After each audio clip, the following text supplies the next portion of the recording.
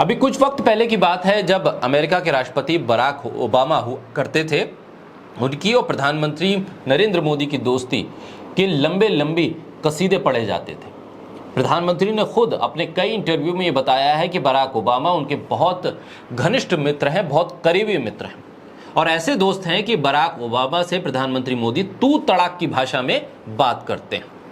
अक्षय कुमार को एक बहुत बड़ा इंटरव्यू जब प्रधानमंत्री ने दिया था, उस दौरान उन्होंने इस बात का खुलासा भी किया था कि बराक ओबामा उनका यानी प्रधानमंत्री मोदी का बहुत ख्याल रखते हैं। अब वही दोस्ती क्या टूट गई है?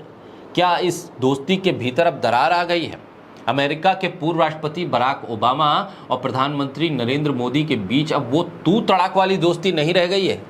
इस दोस्ती के बीच दरार आखिर क्यों आई है, ये गंभीर सवाल खड़ा हो गया, क्योंकि बराक ओबामा ने प्रधानमंत्री नरेंद्र मोदी को राजधर्म का पालन करने की सलाह दे दी।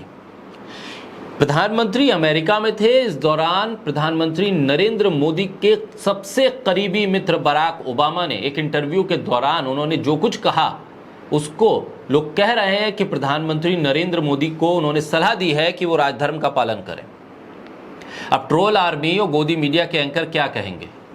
क्या अब गोदी मीडिया के लिए बराक ओबामा, जो प्रधानमंत्री मोदी के सबसे घनिष्ठ मित्र बताए गए प्रधानमंत्री के जरिए, वो मुस्लिम परस्त कहलाए जाएंगे, मोदी विरोधी कहलाए जाएंगे, टुकड़े टुकड़े गैंग के सदस्य कहलाए जाएंगे, या प्रधानमंत्री मोदी के घनिष्ठ मित्र ओबामा ये मान रहे हैं कि प्रधानमंत्री की सरकार की नीतियों के चलते देश में विभाजन हो सकता है, भारत में विभाजन हो सकता है? क्या बराक ओबामा के इस बयान को भारत के आंतरिक मामले में दखल अंदाजी मोदी सरकार घोषित करेगी? और विदेश मंत्री से लेकर तमाम प्रवक्ता ये कहेंगे कि बराक ओबामा ने जो कुछ कहा है वो किसी की शय पे कहा है?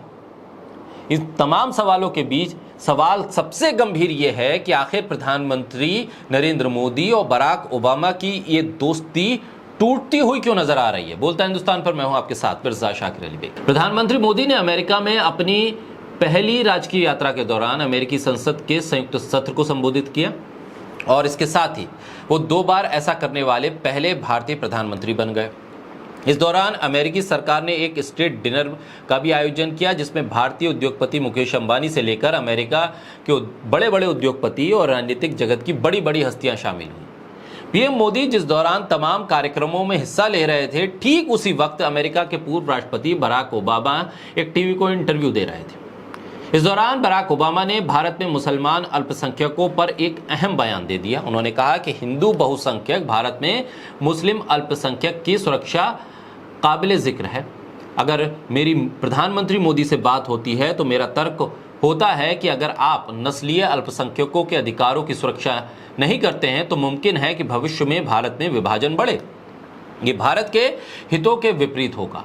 इससे पहले साल 2015 में बराक ओबामा ने कहा था कि भारत तब तक सफलता की सीढ़ी चढ़ता रहेगा जब तक एक देश के तौर पर एकजुट रहेगा और धार्मिकता या किसी अन्य आधार पर अलग अलग ना हो। अमेरिका के पूर्व राष्ट्रपति बराक ओबामा बोले, अगर मेरी प्रधानमंत्री मोदी से बात होती है तो वो अल्पसंख्यकों के अधिकारों की रक्षा के बारे में उनसे बात करेंगे।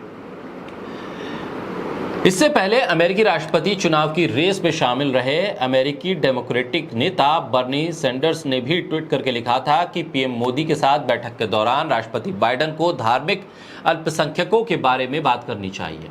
उन्होंने लिखा था कि प्रधानमंत्री मोदी की प्रेस कॉन्फ्रेंस और सिविल सोसाइटी पर कड़ा प्रहार कर रही है सरकार, राजनीतिक विरोधियों को जेल में डाल रही है, आक्रामक हिंदू राष्ट्रवाद को बढ़ावा दिया जा रहा है, जिसकी वजह से भारत में धार्मिक अल्पसंख्यकों के लिए काफी कम स्पेस बचा है।